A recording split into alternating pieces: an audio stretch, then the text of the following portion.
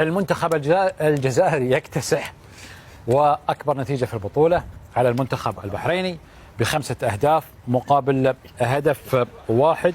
فوز مستحق وجدير للمنتخب الجزائري محاربي الصحراء. نقول مبروك للجزائر، هارد لك للمنتخب البحريني. مبروك يا طارق. الله يخليك يا خالد.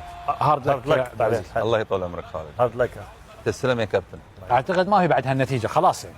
ومبروكين. شوف حلوه النتيجه. لا حلوه النتيجه صحيح، حتى كان فيه اداء، فيه الاهداف، فيه رده فعل بعد التعادل. نظن انه اليوم نقدر نقول انه شفنا كل شيء، حتى صراحه يعني متفائل بعد دخول لاعب ابراهيمي.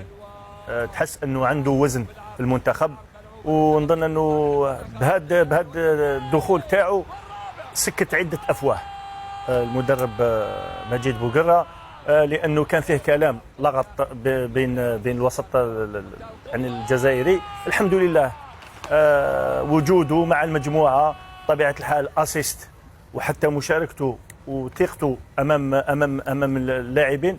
نتمنى ان شاء الله يكون اداؤه في المباراه المقبله كاساسي.